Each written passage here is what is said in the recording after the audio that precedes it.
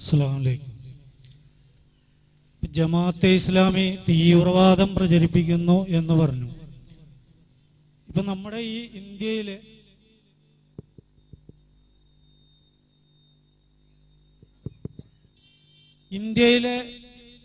ഏതെങ്കിലും ഒരു ഭീകര പ്രവർത്തനത്തിൽ ജമാഅത്തെ ഇസ്ലാമി ഭാഗവാക്കായതായിട്ടോ ജമാഅത്തെ ഇസ്ലാമിയുടെ പ്രവർത്തകർ അതിൽ പങ്കെടുത്തതായിട്ടോ ഇപ്പൊ ഇവിടെ പറഞ്ഞതുപോലെ സംഭവിക്കണമായിരുന്നെങ്കിൽ യഥാർത്ഥത്തിൽ ഏറ്റവും കൂടുതൽ പിടിക്കപ്പെടേണ്ടതും ഏറ്റവും കൂടുതൽ ഇതിലൊക്കെ ഉണ്ടാവേണ്ടതും ജമാഅത്തെ ഇസ്ലാമിയുടെ പ്രവർത്തകരാകണമായിരുന്നു. പക്ഷെ അതിൻ്റെ പ്രവർത്തകരുടെ ഇന്നോളമുള്ള ജീവിതത്തിലൂടെ തന്നെ അതൊരു ഭീകര പ്രസ്ഥാനമല്ലെന്ന് അവർക്ക് തെളിയിക്കാൻ സാധിച്ചിട്ടുണ്ട്. അതിൻ്റെ ഭരണഘടനയിൽ ഈ ലക്ഷ്യങ്ങൾ നേടിയെടുക്കുന്നതിന് ജമാഅത്ത് അവിടെ പറഞ്ഞിരിക്കുന്ന ഇഖാമത്തുദ്ദീൻ എന്ന ലക്ഷ്യം നേടിയെടുക്കുന്നതിന് സമാധാനപരമായും രചനാത്മകമായുമായ മാർഗങ്ങളായിരിക്കും സ്വീകരിക്കുക എന്നും വ്യക്തമായി എഴുതി വെച്ചിട്ടുണ്ട്. അല്ല, എന്നോട് താങ്കൾ ഒരു ആവശ്യം പറഞ്ഞതിന്റെ മറുപടി നിങ്ങൾക്ക് അങ്ങനെ തെളിയിക്കാൻ സാധിക്കോ എന്ന് ചോദിച്ചതിന്റെ വിഷയമാണ്. മനസ്സിലായി. അപ്പോ ഇതുവരെയും ജമാഅത്തെ ഇസ്ലാമി ഒരു തീവ്രവാദ പ്രവർത്തനത്തിൽ ഏർപ്പെട്ടിട്ടില്ല, അങ്ങനെ തെളിയിക്കാൻ സാധിക്കുകയില്ല എന്നാണ്.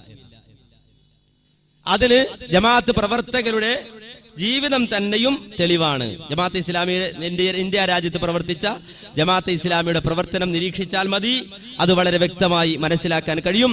ഇന്ന് വരെ ജമാഅത്തെ ഇസ്ലാമി ഒരു തീവ്രവാദ പ്രവർത്തനത്തിലും ഏർപ്പെട്ടിട്ടില്ല എന്നതിന് തെളിവ് ഉദ്ധരിക്കാൻ കഴിയുമെന്നതാണ്.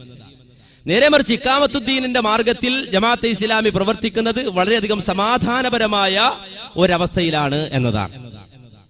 എന്നാൽ ഇതിന് മറുപടി ജമാഅത്തെ ഇസ്ലാമിയുടെ പ്രസിദ്ധീകരണം തന്നെ പറയുന്നുണ്ട്.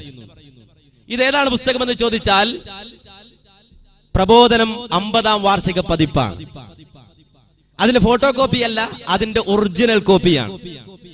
ഈ പ്രബോധനം 50-ാം വാർഷിക പതിപ്പിൽ ജമാഅത്തെ ഇസ്ലാമി നടത്തിയ തീവ്രവാദത്തിന്റെ നാറുന്ന മുഖം വളരെ വ്യക്തമായി അവരറിയാതെ എഴുതിപ്പോയിട്ടുണ്ട്. വളരെ വ്യക്തമായി ഇത് എഴുതുകയാണ്. ഇത് തീവ്രവാദമാണോ ഭീകരവാദമാണോ, ഇന്ത്യ രാജ്യത്താണോ ഇന്ത്യക്ക് പുറത്താണോ എന്ന് വളരെ വ്യക്തമായി ഈ വാചകങ്ങളിലൂടെ തന്നെ നിങ്ങൾക്ക് മനസ്സിലാക്കാം. എന്താ ഇതിൽ പറയുന്നത്?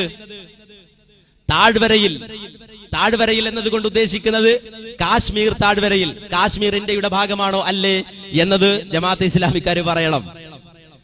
ആ താഴ്വരയിൽ തീവ്രവാദി പ്രവർത്തനം ശക്തിപ്പെട്ടതിനു ശേഷം ജമാഅത്തെ ഇസ്ലാമിയുടെ സ്വാധീനം വർദ്ധിച്ചിട്ടുള്ളതായി പറയപ്പെടുന്നു. എന്താണ്? താഴ്വരയിൽ തീവ്രവാദി പ്രവർത്തനം ശക്തിപ്പെട്ടതിനു ശേഷം ജമാഅത്തെ ഇസ്ലാമിയുടെ സ്വാധീനം വർദ്ധിച്ചിട്ടുള്ളതായി പറയപ്പെടുന്നു. സ്വാഭാവികമായി നമ്മൾ വിചാരിക്കണം, എന്താ, തീവ്രവാദികൾ വന്നപ്പോ ജമാഅത്തെ ഇസ്ലാമി ഇതിനെതിരെ പ്രവർത്തിച്ചിട്ട് ആളുകൾക്കിടയിൽ നല്ല സ്വാധീനം നേടി തീവ്രവാദികൾക്കെതിരെ ശക്തമായി പ്രവർത്തിച്ചു എന്നാണോ? എങ്കിൽ അത് തെറ്റി. തുടർന്നുകൊണ്ട് പറയുന്നത് കേട്ടോളൂ. താഴ്വരയിലെ ഏറ്റവും ശക്തമായ തീവ്രവാദി ഗ്രൂപ്പുകളിൽ ഒന്നായ ഹിസ്ബുൽ മുജാഹിദീൻ ജമാഅത്തെ ഇസ്ലാമി അനുകൂല ഗ്രൂപ്പാണ്. എന്താണ്? ഈ കാശ്മീർ താഴ്വരയിലെ തീവ്രവാദി ഗ്രൂപ്പുകളിൽ ഒന്നായ ഹിസ്ബുൽ മുജാഹിദീൻ ജമാഅത്തെ ഇസ്ലാമി അനുകൂല ഗ്രൂപ്പാണ്. ഇതിനു പുറമെ അല്ലാഹ് ടൈഗേഴ്സ് എന്ന ഒരു സംഘത്തിനും ജമാഅത്ത് രൂപം നൽകിയിട്ടുണ്ട്. അപ്പോൾ ഹിസ്ബുൽ മുജാഹിദീൻ എന്നൊരു സംഘടന, തീവ്രവാദ സംഘടന അവിടെ പ്രവർത്തിക്കുന്നുണ്ട് എന്നതിനു പുറമെ ജമാഅത്തെ ഇസ്ലാമിയുടെ വക മറ്റൊരു സംഘടന, അതിന്റെ പേര് അല്ലാഹ് ടൈഗേഴ്സ്. സുബ്ഹാനല്ലാഹ്, അങ്ങനെ സംഘടനയ്ക്ക് രൂപം കൊടുത്തിട്ടുണ്ട്. ജനങ്ങളിൽ ഇസ്ലാമിക ചൈതന്യം വളർത്തുകയും നിലനിർത്തുകയുമാണ് ഈ സംഘത്തിന്റെ മുഖ്യമായ പ്രവർത്തനമെന്ന് പറയപ്പെടുന്നു. ഇങ്ങനെ പറഞ്ഞിട്ടാ നിൽക്കുക. ഇസ്ലാമിന്റെ പേരില സിനിമ, ഇസ്ലാമിന്റെ പേരില സംഗീതം, എല്ലാം ഇസ്ലാമിന്റെ പേരിലേക്ക് വെച്ചുകൊടുക്കും. ജമാഅത്തെ ഇസ്ലാമി ആരെങ്കിലും വിമർശിച്ചാലോ അപ്പൊ പറയും ഇസ്ലാമിനെ വിമർശിക്കുകയാണ്. അപ്പൊ ഇസ്ലാമിന്റെ മറപിടിച്ച്, ഖുർആനിന്റെയും സുന്നത്തിന്റെയും മറപിടിച്ച് ഇസ്ലാമിക വിരുദ്ധമായ പ്രവർത്തനം നടപ്പാക്കുക എന്നതാണ് ജമാഅത്തെ ഇസ്ലാമി ചെയ്യുന്നത്. അപ്പൊ അല്ലാഹ് ടൈഗേഴ്സ് ഉണ്ടാക്കിയിട്ട് ഇസ്ലാമിക ചൈതന്യം ഉണ്ടാക്കാൻ വേണ്ടിയാണെന്ന് പറയപ്പെടുന്നു എന്നാണ്, ഖീലയാണ്. ഇനി അടുത്ത പാരയിൽ 1-ാമത്തെ വാചകം കേട്ടോളൂ. വിവിധ തീവ്രവാദി ഗ്രൂപ്പുകളെ ഏകോപിപ്പിക്കുന്നതിലും ജമാഅത്തിന്റെ പങ്ക് വലുതാണ്, പ്രധാനമാണെന്നാണ്. എന്ത്? ആ കാശ്മീരിന്റെ താഴ്വരയിൽ വ്യത്യസ്ത ഗ്രൂപ്പുകളായി കിടക്കുന്ന വ്യത്യസ്തങ്ങളായ തീവ്രവാദി ഗ്രൂപ്പുകളെ ഏകോപിപ്പിക്കുന്നതിലും ജമാഅത്തിന്റെ പങ്ക് പ്രധാനമാണ്. രാഷ്ട്രീയ മേഖലയിൽ 13 സംഘടനകൾ ചേർന്ന് തഹരീക്കെ ഹുരിയത്തെ കാശ്മീർ ബ്രാക്കറ്റിൽ കാശ്മീർ സ്വാതന്ത്ര്യ പ്രസ്ഥാനം എന്ന പേരിൽ ഒരു മുന്നണിക്ക് രൂപം കൊടുത്തിട്ടുണ്ട്. ഈ ഗ്രൂപ്പിലെ ഏറ്റവും വലിയ സംഘടന ജമാഅത്താണ്. അരാഷ്ട്രീയനായ അഡ്വക്കേറ്റ് മിയാൻ അബ്ദുൽ ഖയ്യൂമാണ് മുന്നണിയുടെ അധ്യക്ഷൻ. സെക്രട്ടറിയായ മുഹമ്മദ് അഷ്റഫ് സഹ്റായി കാശ്മീർ ജമാഅത്തെ ഇസ്ലാമിയുടെ സെക്രട്ടറി ജനറലാണ്. സൈനിക മേഖലയിൽ നിങ്ങൾ കേൾക്കണം, എന്താ പറയുന്നത്? കാശ്മീരിന്റെ താഴ്വരയിൽ ഇന്ത്യൻ സൈന്യമല്ല, നേരെ മറിച്ച് സൈനിക മേഖലയിൽ വിവിധ സായുധ ഗ്രൂപ്പുകൾ ചേർന്ന് രൂപം നൽകിയ മുത്തഹിദ ജിഹാദ് കൗൺസിലിന്റെ ചെയർമാൻ അലി മുഹമ്മദ് ഡാറും ജമാഅത്തെ ഇസ്ലാമിയുടെ നേതാക്കളിൽ ഒരാളാണത്രേ. തികച്ചും സമാധാനത്തിന്റെ മുഖം മൂടിയിട്ട ജമാഅത്തെ ഇസ്ലാമിയുടെ യഥാർത്ഥ മുഖമെന്ത് എന്ന് അവരറിയാതെ പ്രബോധനത്തിന്റെ 50ാം വാർഷിക പതിപ്പിൽ എഴുതിപ്പോയി. ഇത് ഇന്ന് നോക്കുമ്പോ നമുക്കറിയാം, പ്രബോധനത്തിന്റെ സൈറ്റിൽ ചെന്നാൽ ഈ പ്രബോധനത്തിന്റെ 50ാം വാർഷിക പതിപ്പുണ്ട്. പക്ഷേ ഈ ലേഖനം ഇന്റർനെറ്റ് കോപ്പിയിൽ കാണുന്നില്ല. എന്തെടുത്തു മാറ്റിയത്? എന്തിനെടുത്തു മാറ്റി? പക്ഷേ അതിന്റെ ഒറിജിനൽ ടെക്സ്റ്റ് ഞങ്ങളുടെ കയ്യിൽ ബാക്കിയുണ്ട്. എന്ത് ചെയ്യും ഇത്? എന്ത് ചെയ്യും? ഇതാണോ ഇസ്ലാം ചെയ്തത്? മഹാനായ മുഹമ്മദ് റസൂലുള്ളാഹി സല്ലല്ലാഹു അലൈഹി വസല്ലമ മക്കയുടെ താഴ്വരകളിൽ പ്രവർത്തിച്ചിരുന്ന തീവ്രവാദ ഗ്രൂപ്പുകളെ ഏകോപിപ്പിച്ചുകൊണ്ട് ആ നാട്ടിൽ തീവ്രവാദം വളർത്തുകയാണോ ചെയ്തത്? നബി സല്ലല്ലാഹു അലൈഹി വസല്ലമ അബൂ ഖുബൈസ് പർവ്വതത്തിന് കീഴെ പ്രവർത്തിച്ചിരുന്ന വ്യത്യസ്തങ്ങളായ തീവ്രവാദ ഗ്രൂപ്പുകളെ സംഘടിപ്പിച്ചുകൊണ്ട് അവിടെ തീവ്രവാദ പ്രവർത്തനം നടത്തുകയാണോ ചെയ്തത്? ഭീകരവാദ പ്രവർത്തനം നടത്തുകയാണോ ചെയ്തത്? തീവ്രവാദി ഗ്രൂപ്പുകളെ ഏകോപിപ്പിക്കുകയും ഉള്ള സംഘടനകൾക്ക് പുറമെ മറ്റു സംഘടനകൾ ഉണ്ടാക്കുകയുമാണോ ചെയ്തത്? അല്ല, നേരെ മറിച്ച് ജമാഅത്തെ ഇസ്ലാമി അത് ചെയ്തിട്ടുണ്ട് എന്ന് വളരെ വ്യക്തമായും ലളിതമായും ഈ പുസ്തകത്തിൽ എഴുതി വെച്ചിട്ടുണ്ട്, നിഷേധിക്കാൻ കഴിയാത്ത രൂപത്തിൽ. ഇനി അങ്ങനെ ഇല്ല എങ്കിൽ അത് പരിശോധിക്കണമെങ്കിൽ പരസ്യമായി വായിക്കാൻ ഞങ്ങൾ തരാം, ഒരു പ്രശ്നവുമില്ല. ഞങ്ങൾ ഇനി കൈ നിട്ട് എന്തെങ്കിലും പറയുകയാണ് അല്ലെങ്കിൽ ഇല്ലാത്തത് വായിക്കുകയാണ് എന്ന് സംശയം തോന്നുന്നുവെങ്കിൽ, ഞങ്ങൾക്കത് വിശ്വസിക്കാൻ കഴിയുന്നില്ലെങ്കിൽ 50ാം വാർഷിക പതിപ്പ് ഞങ്ങൾ കൊണ്ടുവന്നതുണ്ട്. ഇനി വേറെ ആർക്കെങ്കിലും കൊണ്ടുവരാനുണ്ടെങ്കിൽ അവർക്കും കൊണ്ടുവരാം. അതിന്റെ 145ാമത്തെ പേജിൽ നിന്ന് വായിക്കാം. അപ്പോൾ വളരെ ഉത്തരം ലളിതമാണ്. ജമാഅത്തെ ഇസ്ലാമിയെ സംബന്ധിച്ചിടത്തോളം ഇന്നൊരു മുഖം മൂടി ജമാഅത്തെ ഇസ്ലാമിക്കുണ്ട്.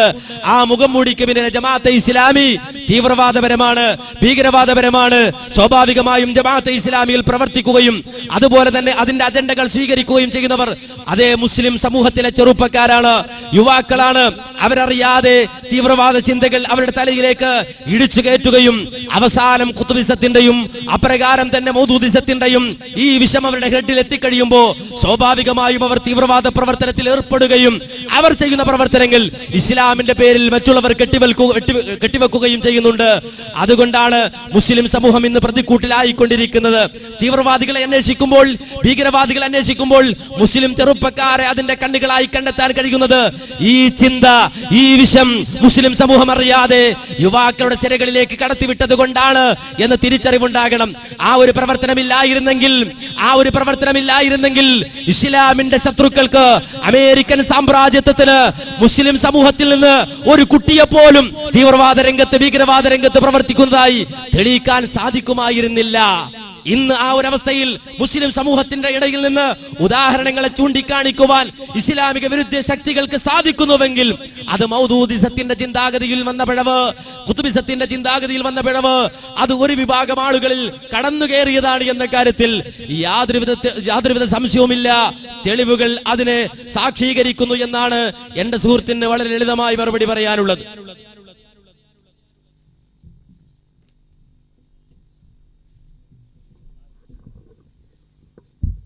ചോദിക്കട്ടെ, കൊടുക്കും.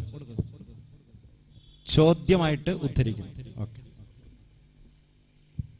കേരള നദ്വത്തുൽ മുജാഹിദീന് സമാനമായ ചിന്താഗതികളോടെ പ്രവർത്തിക്കുന്ന ഏതെങ്കിലും പ്രദേശത്ത് അതേ ചിന്താഗതികളോടെ, അതേ ആദർശ ശൈലികളോടെ പ്രവർത്തിക്കുന്ന വേറെ ഏതെങ്കിലും പ്രസ്ഥാനങ്ങളുമായിട്ട് ബന്ധമോ അല്ലെങ്കിൽ ബന്ധമില്ലെങ്കിൽ തന്നെ അങ്ങനത്തെ ഏതെങ്കിലും പ്രസ്ഥാനങ്ങളുണ്ടോ? അപ്പോൾ ജമാഅത്തെ ഇസ്ലാമിയെ നമുക്ക് തീവ്രവാദത്തിന്റെ കാര്യത്തിലുള്ള അഭിപ്രായ വ്യത്യാസം തീർന്നു. സുഹൃത്തിനെ സംബന്ധിച്ചിടത്തോളം ജമാഅത്തെ ഇസ്ലാമിയുടെ പ്രവർത്തകരാരെങ്കിലും തീവ്രവാദത്തിൽ നിങ്ങൾ കണ്ടിട്ടുണ്ടോ? ജമാഅത്തെ ഇസ്ലാമി എവിടെയെങ്കിലും തീവ്രവാദം പ്രോത്സാഹിപ്പിച്ചിട്ടുണ്ടോ? മുസ്ലിം തീവ്രവാദ സംഘടനകൾക്ക് ജമാഅത്തെ ഇസ്ലാമിയുമായി ബന്ധമുണ്ടോ? വളരെ ലളിതമായ ചില ആശയങ്ങൾ. ലോകത്ത് ഏതെങ്കിലും തീവ്രവാദി സംഘടന തങ്ങളുടെ ഭരണഘടനയിൽ ഞങ്ങൾ തീവ്രവാദി സംഘടനയാകുന്നു എന്ന് എഴുതി വെക്കുമോ? ഇല്ല. ഞങ്ങൾ പ്രവർത്തിച്ചു